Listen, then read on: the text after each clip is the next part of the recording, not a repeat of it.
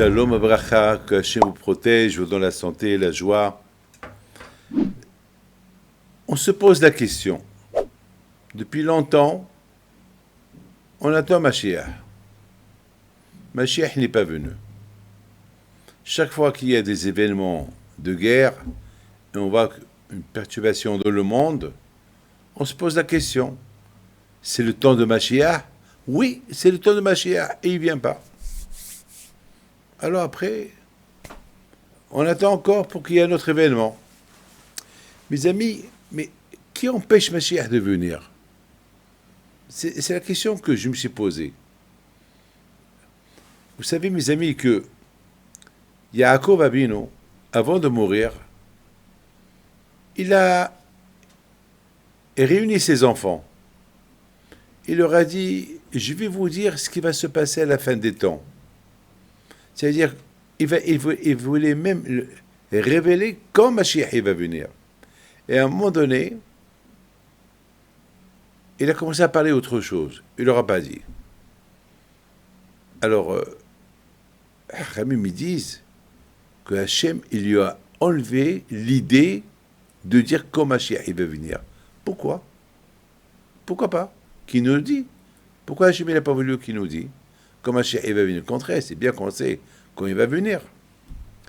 Eh bien, mes amis, la raison, elle est, et j'ai pensé cette belle raison, que Mashiach, on ne peut pas savoir quand il va venir. Tout dépend comment nous, on est avec Hachem, pour que Mashiach il vienne. Combien c'est notre désir de voir Mashiach venir, alors il viendra. Si on ne veut pas de lui, il ne va pas venir.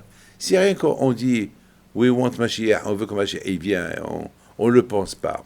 Vous savez, lorsque quelqu'un rencontre une femme, il ne va pas la marier que pour le plaisir du mariage. Non. Et parce qu'il aime, il veut se marier avec elle. Il veut fonder un foyer avec elle. Elle lui plaît. Il sent que c'est elle sa moitié. C'est pas, elle ne va pas la marier sans aucune raison. Vous savez que nos sages disent qu'il ne faut pas se marier par intérêt. Parce que la fille elle est belle, parce que la fille elle est riche. C'est que tu l'aimes que pour son argent, tu l'aimes que pour sa beauté. Alors que Dieu préserve. Si elle perd son argent, ou si elle devient moche, parce qu'elle a fait un accident et est devenue moche, elle a des boutons partout, alors tu vas la divorcer. Donc, il faut la marier parce que c'est ta femme. Parce que tu sens que c'est ta moitié. Il ne faut pas qu'il y ait un intérêt dans le mariage. Là aussi, Mashiach, avec Mashiach, il faut qu'il y ait sans intérêt. Et je voudrais vous dire quelque chose.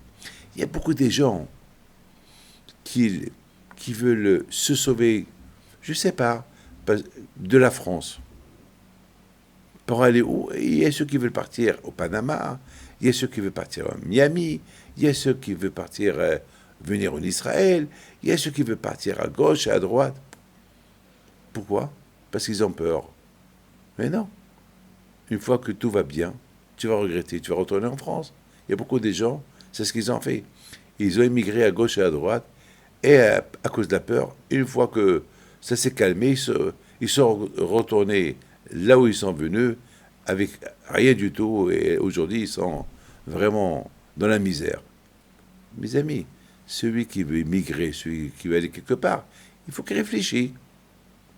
Il faut qu'il voit ce qu'il va faire, pourquoi il veut aller. Il ne faut pas prendre des décisions vite. Vous savez, celui qui prend des décisions vite, il échoue à la fin. Il y a beaucoup de gens qui prennent des décisions sans penser. Et à la fin, ils se réveillent, c'est trop tard. Mes amis, Mashiach, si vraiment on le veut, il faut qu'on prie. Je voudrais vous dire quelque chose.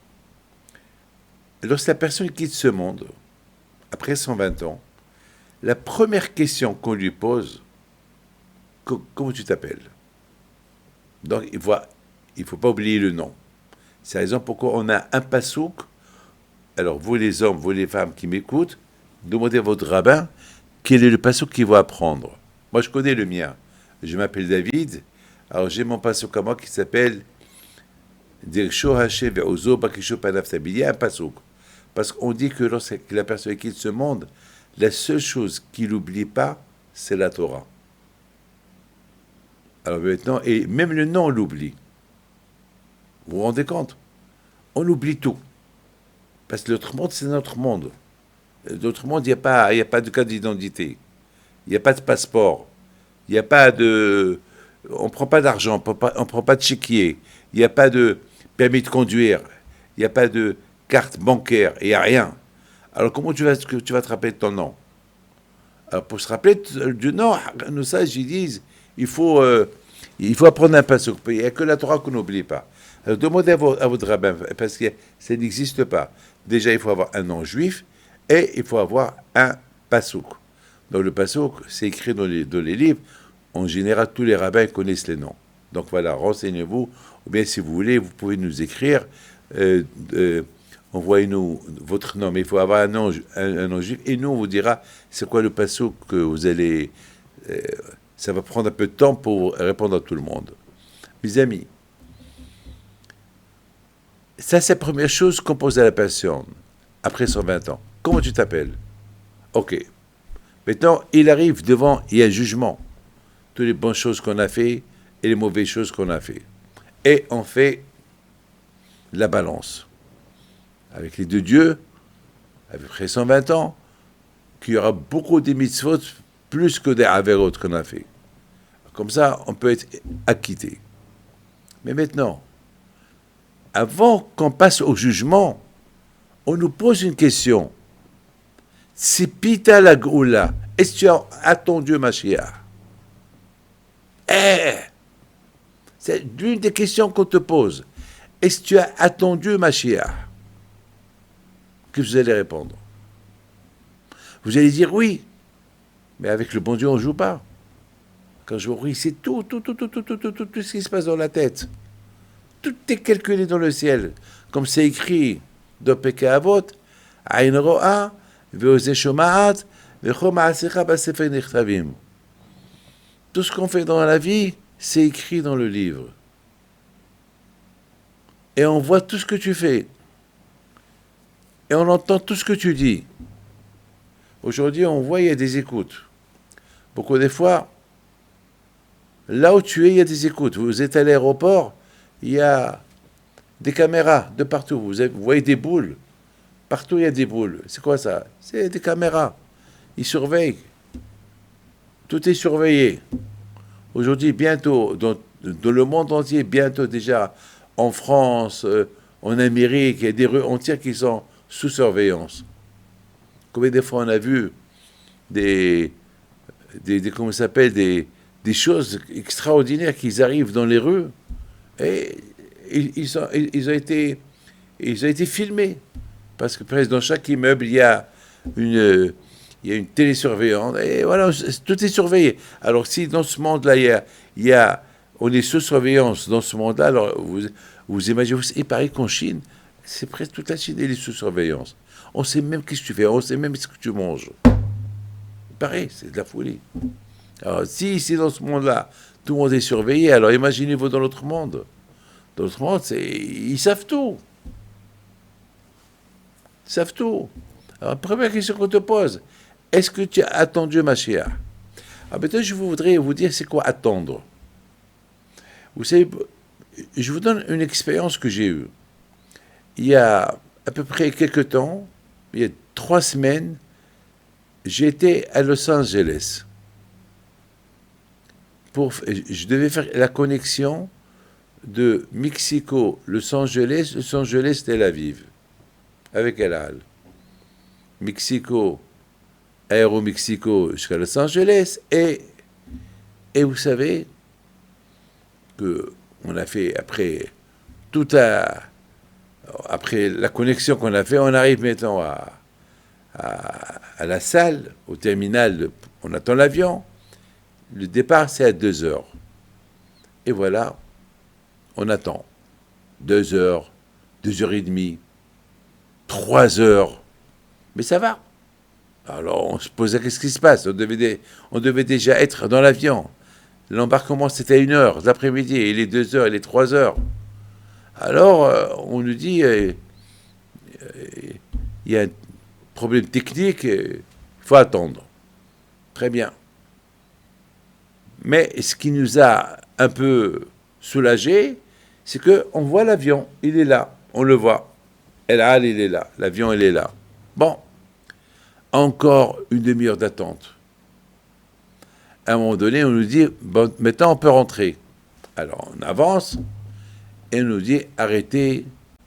Enfin, le tout, ça a duré 2 heures d'attente. Et c'est après 2 heures qu'on est rentré dans l'avion. Mais au moins, on était plus ou moins consolés. Parce que l'avion était là.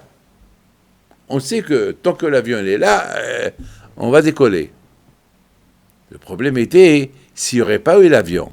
S'il n'y a pas d'avion, alors là, c'est vraiment... Et qu'il y a de l'attente, alors ça veut dire que peut-être il n'y aura pas de vol. Mes amis, c'est exactement. Attendre Mashiach, c'est comme que tu es dans une salle d'attente et tu sais que le docteur, il est dans son bureau. Tu sais que dans la grande salle de l'embarquement, il y a l'avion à côté. Alors tu sais qu'il y a... C'est vrai, on ne t'a pas encore appelé, tu n'es pas encore rentré, mais on va t'appeler. L'avion, il est là, le docteur, il est là. Le problème est celui que de tout, il dit simplement, j'attends Mashiach, mais dans sa tête, il n'y a pas d'avion, il n'y a pas de Mashiach. Tout le temps, il se pose la question, et où est les Mashiach? Et où est les Mashiach? Et pourquoi il n'est pas venu? Et pourquoi il n'est pas venu? Eh oui, toujours on nous dit, il va venir, il n'est pas venu. Ça veut dire qu'il ne croit pas. Vous savez qu'est-ce qu'on dit chaque matin? Af'al péchit, ve'af'al péchit mahmeya im kozot. Même qu'il n'est pas venu, même que ça fait des milliers d'années qu'on attend, im kozot, malgré tout, je l'attends, il est là, l'avion il est là, Mashiach il est là, il y a une attente. Il y a une attente. Il est là. Le problème, c'est que lorsque, dans l'attente que la personne, il attend Mashiach, et dans sa tête, il attend comme ça. S'il vient, il vient, il vient pas, eh bien, il vient pas. Ça fait des milliers d'années qu'on nous dit qu'il va venir, il n'est pas venu. C'est ça, Rabotai, la gravité de la... Et c'est ça qui empêche Mashiach de venir. Parce que Mashiach, il nous attend que nous. Je vous raconte une histoire spectaculaire. À Los Angeles, il y a une femme, elle a la centaine aujourd'hui. Je la connais très bien. Une sadéquette. Elle a une valise depuis la mort de son mari. Son mari, il est mort il y a à peu près 40 ans.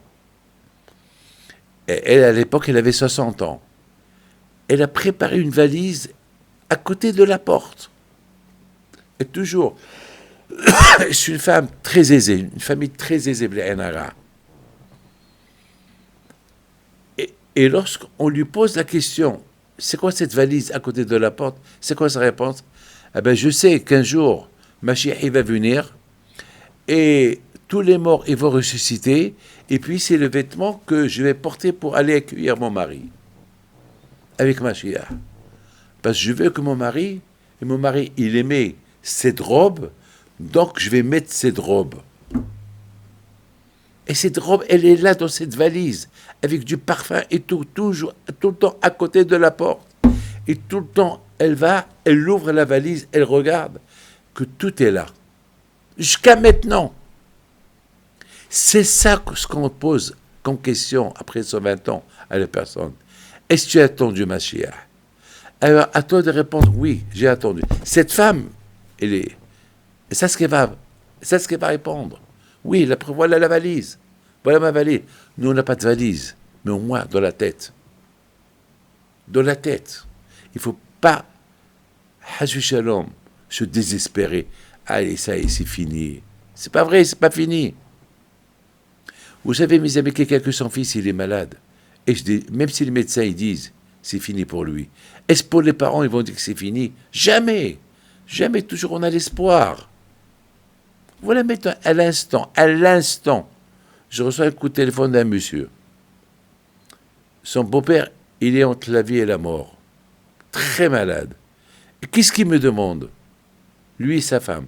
Une bracha, mais il est vieux, il est malade. Ils veulent qu'il vive, ils ont l'espoir. Ils veulent qu'il vive. C'est comme ça, c'est normal. Ma mère, lorsque ma mère, le médecin, il a dit, jamais j'oublierai, elle a dit, ben, ce soir, elle va mourir. Moi, je lui ai dit, ce soir, petit, c'est toi qui vas mourir. Il m'a regardé, il était choqué. Mais tout de suite après, il a cru que je rigolais avec lui, je rigolais pas. Donc, de quelle permission il va tuer ma mère? De qui il est pour me dire ce soir elle va mourir ma mère? J'ai dit, tu sais, ce soir ma mère va pas mourir. Et moi ce soir, je vais aller à Paris. Et je reste une semaine à Paris.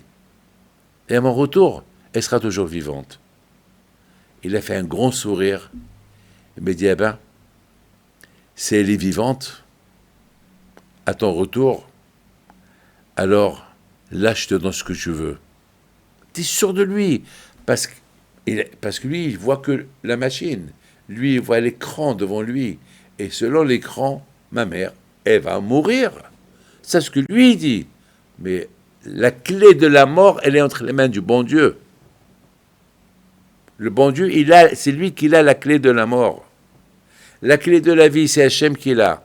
Et la clé du zivoug, c'est Hachem qui l'a. Et la clé de la parnassa, c'est Hachem qui l'a. Tu vas pas me dire, c'est toi qui l'as. Vous savez, lorsque Élie Nabi, il a fait une bracha à une femme pour qu'elle ait un enfant, elle a eu l'enfant. Elle a eu l'enfant. Je parle de Elisha, son élève. Et même Élie Nabi, lui aussi, il a ressuscité un mort. Nabi. Et son élève Elisha aussi, il a ressuscité un mort. Et au départ, Hachem, il n'a pas voulu, ils sont morts, Hachem, il n'a pas voulu leur donner la clé. Il a fallu qu'ils ont prié à Hachem, cette femme, elle a fait du hesed. Et je lui ai fait une bracha pour qu'elle ait un enfant. Elle a eu l'enfant, il est mort. Elle a fait du hesed avec moi. Chaque fois, elle m'accueille chez elle à la maison. Alors quand je lui ai dit, bon, pour le Hesed, ou Tzedaka Tatsime Mavet, la Tzedaka protège de la mort, voilà, je donne la clé pour ressusciter le mort. Alors, à en 2 mots, je suis parti en France. Ma mère, elle est restée vivante jusqu'à mon retour. Elle est restée encore vivante 3 semaines, 1 mois. Le docteur, chaque fois qu'il me voyait à l'hôpital de Ashkelon, il m'évitait. Il ne voulait même pas me parler. Et un jour, c'est moi qui lui ai parlé. Il m'a dit, eh ben, je comprends pas. T'as raison. Atat Sodek, t'as raison. T'as raison. Atat Sodek, t'as raison. Je comprends pas. Je comprends pas comment ta mère, elle vit. Je dis, parce que la prière. Mais maintenant, on a changé de prière. Maintenant, on prie pour ma mère, pour qu'elle ne souffre pas. Ce que Hachem, il veut d'elle. Vous voyez, mes amis, que beaucoup de fois, les prières qu'on prie pour les gens malades, il faut toujours prier Hachem. Elle doit être en bonne santé. Alors, sinon, c'est à toi, Hachem. C'est à toi, Hachem. Nous, on doit prier pour la vie. Nous, on doit prier pour la santé. Mais si, malgré tout, elle souffre, il souffre, et on voit que c'est impossible, il faut prier à Kadosh Baruch Hu Hachem. Ce qui est bien pour maman, ce qui est bien pour papa. Toi, tu sais, Hachem. Nous, on veut qu'elle vive. Mais toi, Hachem, tu connais ce qui est bien pour papa, pour maman. C'est toi qui sais. Qui veut se séparer de son père? Qui veut se séparer de sa mère ou de ses enfants? Personne. Il y a un soldat qui était entre la vie et la mort. Tout le monde priait pour lui. À la fin, il est mort. Mais tout le monde priait pour lui. On savait que c'était pas possible, mais quand même. C'est ça, Mashiach. Mashiach, il ne faut pas se désespérer. Et le fait qu'on se désespère de temps en temps, eh ben c'est ça qui fait qu'il n'est pas venu. Vous savez que le Hafetz Haïm alav shalom, il avait lui aussi, lui était Kohen. Vous savez que ce Mashiach, il va venir, eh ben, il va construire le Beth Amikdash. Et lorsqu'il va construire le Beth Amikdash, les Kohanim, ils vont retourner au travail du Beth Amikdash. C'est les Kohanim, les patrons du Beth Amikdash. C'est eux qui font les sacrifices, c'est eux qui font tout. Lorsque Mashiach, il va venir si Dieu veut. C'est les Kohanim qui vont s'occuper du Beth Amikdash. Et le Hafetz Chaim, c'était un Kohen. Et le Hafetz Chaim, il a préparé des vêtements spéciaux pour travailler au Beth Amikdash. Et ils étaient à côté de la porte, lui aussi.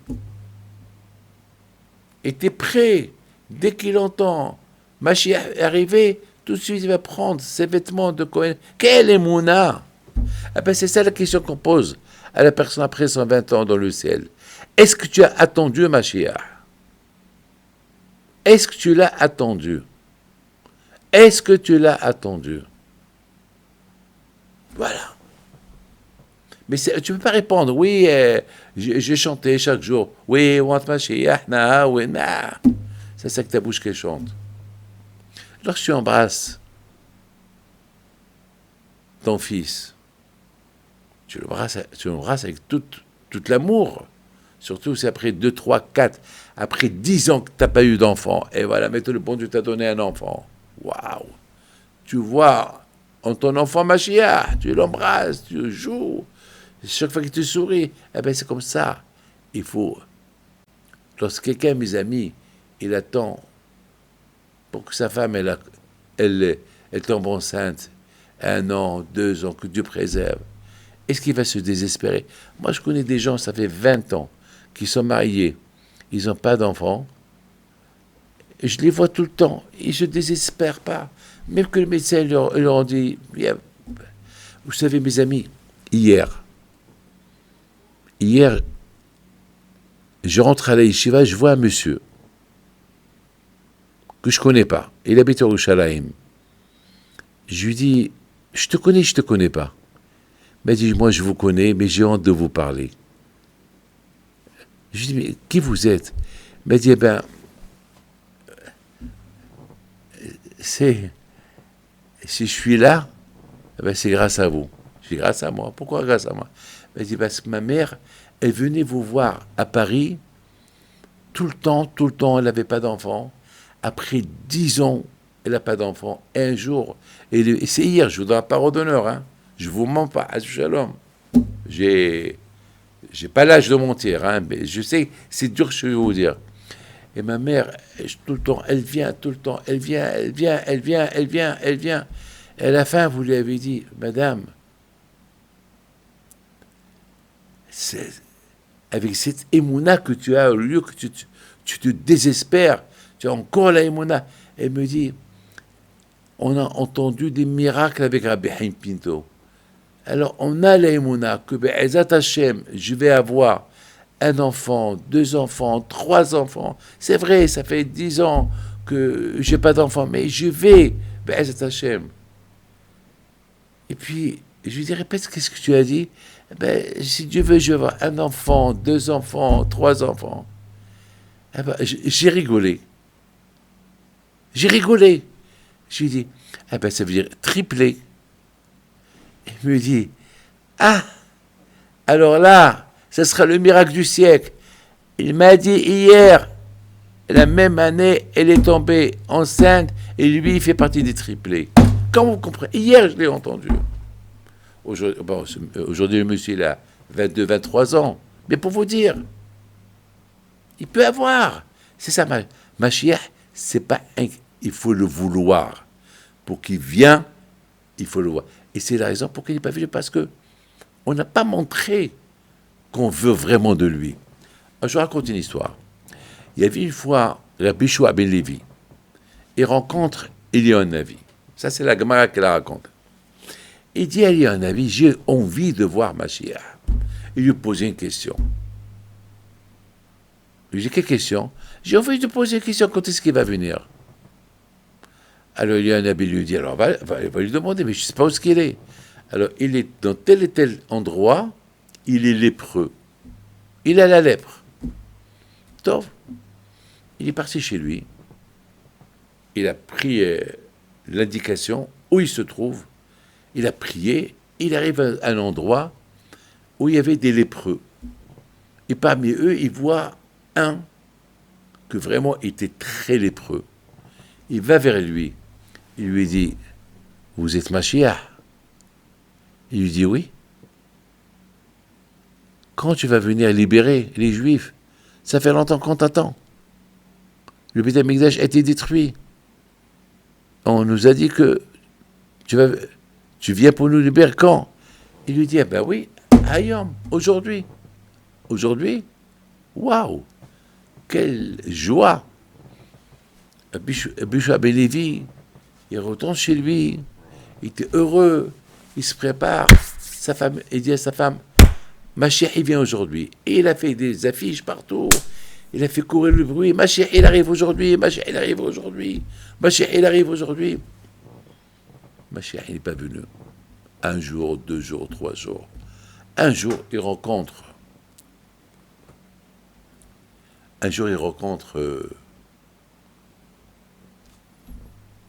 Il y a un avis. Il lui dit, il y a où? Alors tu l'as vu? Tu as posé ta question? Il dit, oui, je l'ai vu. Je lui ai posé la question, mais je ne comprends pas. Je lui ai posé la question quand est-ce que tu vas venir? Il m'a dit aujourd'hui, il n'est pas venu. Il n'est pas venu. Mais quand il t'a dit? Il m'a dit, Hayom, aujourd'hui. Alors, il y a un avis, il dit à Bishua Ben Levi, il t'a dit Hayom. Hayom imbekolo tishma'o. Ça veut dire que chaque jour, Mashiach, il peut venir, si on écoute sa voix. On écoute la voix d'Hachem. On fait teshuva. Ça veut dire que le potentiel, il est là. Hayom, il peut venir aujourd'hui. S'il n'est pas venu, c'est pas à lui de dire pourquoi tu n'es pas venu. C'est à nous de se poser la question. Est-ce vraiment on veut de lui, on ne veut pas de lui? Et c'est ça qui empêche la venue de Mashiach. C'est pas lui. Lui, il est prêt à venir. Hayom et Bekolo Tishma'u. Il faut vouloir, le vouloir, arriver. Mais le problème, il est, on le veut rien qu'avec la bouche. On ne le veut pas avec les sentiments. On ne fait rien pour qu'il vienne. Il faut, vous voulez savoir comment on doit attendre Mashiach? C'est comme lorsque tu joues le loto. Lorsque tu remplis le loto, ben, tant qu'il n'a pas joué le loto, dans ta tête, tu es gagnant. Parce que tu as un potentiel, peut-être tu vas gagner. Aujourd'hui, tu vas être milliardaire. Aujourd'hui, en France, il y a le loto en France, aujourd'hui, c'est presque 200 millions d'euros. Waouh. C'est énorme, la cagnotte, c'est la cagnotte, 200 millions d'euros. C'est énorme. Énorme. Mais tant que ces numéros ne sont pas montés, donc chacun, il pense, ça y est, je vais gagner. Eh bien, mes amis, chacun de nous, on doit avoir on doit avoir le même scénario dans notre tête. Ça y est, Mashiach, il va venir maintenant. C'est pas encore joué, mais il va venir maintenant. Il va venir maintenant. Et c'est comme ça qu'il faut être. C'est pas, tu te désespères. Ça y est, comme quelqu'un il a joué au loto, il vient chez moi. Il me dit, Rabbi David Grec, un numéro. Je lui remplis le numéro. Il prend le numéro, il me fait comme ça. Je dis que tu as. Rabbi David, combien des rabbins m'ont donné des numéros, et j'ai jamais gagné. Tu vois, je lui dis, peut-être maintenant tu devais gagner avec cette phrase que tu as dit, tu as perdu t'as tout perdu. Je lui dis, ferme-la, je lui dis, pourquoi tu parles? Tu viens chez moi, tu me dis, je te donne un numéro, et je te donne un numéro, et comme ça tu attends à gagner. Mais tu t'es insulté toi-même. Tu joues au loto, mes amis, avant, j'ai joué moi aussi au loto. Bon, j'ai arrêté. Pourquoi j'ai arrêté? J'ai dit, et je vous donne la parole d'honneur, je jouais avant pour être riche, pour gagner de l'argent, pour faire des yeshivot, etc., etc., etc. Mais alors j'ai vu que j'ai pas gagné. Parfois, j'ai gagné, hein, récupérer mon argent du loto. J'ai dit, bon, le bon Dieu ne veut pas que je suis riche. Il ne veut pas que je construise les yeshivot avec l'argent du loto. Il veut que je travaille et je ramasse moi-même l'argent pour... c'est tout. Et c'est comme ça. Mais je me rappelle très très bien, chaque fois que je jouais, dans ma tête, j'étais gagnant. Dans ma tête, j'étais gagnant. Et j'ai rêvé, et je vais faire, et je vais me marier, et je vais acheter une villa, et je vais acheter une belle voiture, et je vais avoir une Volvo, et je vais avoir ça, et je vais avoir ça, et je vais avoir des rêves, des rêves, des rêves. Hein? Jusqu'au mercredi soir, je vois les numéros, hein, je regarde mes numéros, perdu. Mais jusqu'à que j'ai vu les numéros, dans ma tête, j'étais gagnant. Rabotaï, demain pour Mashiach. Dans la tête, on doit être gagnant. Dans ma tête, Mashiach, il va venir, il va venir, il va venir. Il va venir. Mais attends, mais j'ai jamais gagné, c'est pas grave. Aujourd'hui, tu vas gagner. Allez, aujourd'hui, tu vas gagner. Et même que tu as perdu, tout de suite, allez. Ouais, il n'est pas venu, Mashiach. Allez, je remplis encore l'autre. Allez, recommence encore la taïmouna à 15 jours. Et c'est comme ça. C'est la première question qu'on te pose après 120 ans. Ah, maintenant, je me suis posé une question. À vous de réfléchir. Quelle est la raison que Mashiach, il est lépreux? Voilà. Pourquoi Mashiach, il est lépreux? Pourquoi il a la lèpre? Vous savez pourquoi? Parce qu'on sait très bien que celui qui parle de la shonara, celui qui parle de la médisance, c'est écrit dans la Torah, sa punition c'est la lèpre. Vous savez, la chose la plus dure, c'est de parler de la shonara sur quelqu'un. La médisance. Il y a un grand rabbin qui s'appelle Rav Miller. Il dit une belle phrase. Il dit, il y a quelqu'un qui va donner un coup de pied à son ami. Un grand coup de pied à son ami.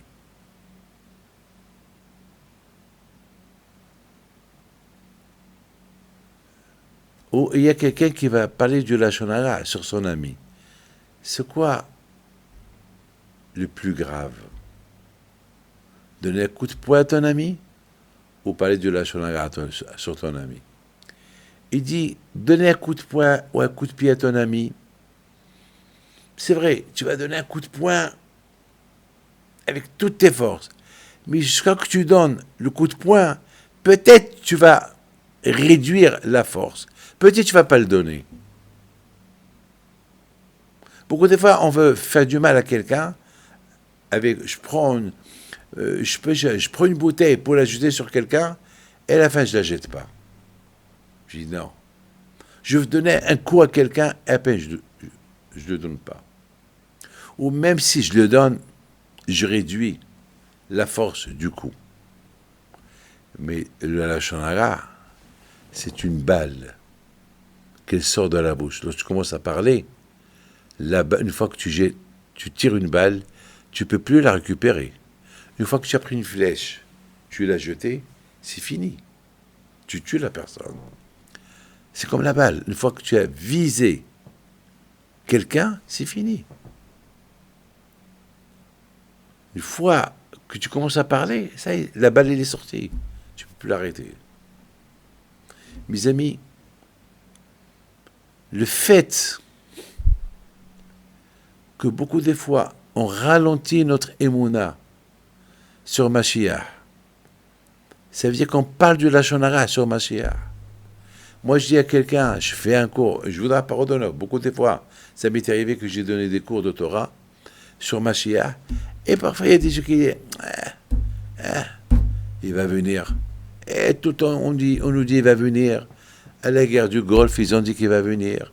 À la guerre de 6 jours, ils ont dit qu'il va venir. À la guerre de Kippour, ils ont dit qu'il va... À l'époque de la Shoah, ils ont dit qu'il va venir. Et en 48, ils ont dit qu'il va venir. Et on a dit qu'il va venir. Et tout le temps, on a dit qu'il va... Et voilà, il n'est pas venu. C'est comme si on parle de la Shonara. Et vous savez, la Shonara, celui qui parle de la Shonara, la punition de la Shonara, c'est la lèpre.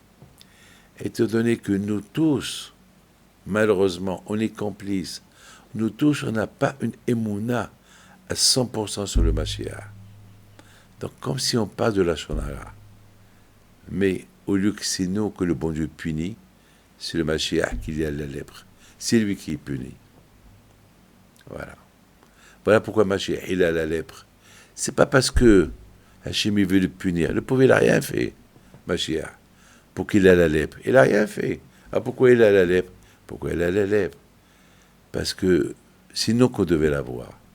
Parce que chaque jour que Mashiach n'est pas venu, c'est parce que nous, on ne l'a pas attendu. Parce que chaque jour, il y a le potentiel qui vient. Hayom, aujourd'hui, et s'il n'est pas venu, c'est nous. Parce que c'est notre émouna. C'est nous qu'on réduit notre émouna sur Mashiach. C'est à la venue de Mashiach. C'est nous qu'on hésite. C'est nous qu'on a des doutes. Et c'est ça qui fait que jusqu'à maintenant, il n'est pas venu. Mes amis, la venue de Mashiach, il dépend en nous. C'est à nous, si Dieu veut, de décider si Mashiach il veut venir ou pas. Parce que Yaakov va venir, il a voulu dévoiler le secret. Mais Akadosh Baruch Hu a dit, Yaakov, c'est facile. Tu dévoiles le secret, mais si tes enfants, ils n'ont pas assez de émouna, alors il va y avoir un problème. Il va y avoir un problème. Il va te prendre pour un menteur. Alors c'est mieux de ne rien dire, et c'est tout dépend d'eux. Si nous, on est capable, on l'amène. Que Hachem vous protège, et vous donne la santé, et si Dieu veut qu'il y aura de bonnes nouvelles, Be'ezat Hashem, Bisrout, Rabbi Haim Pinto, Amen, Kiratzon, et sachez qu'on va pèleriner Rabbi Haim Pinto à la Shalom très bientôt, et que son zéroute soit avec vous, Amen, Kiratzon.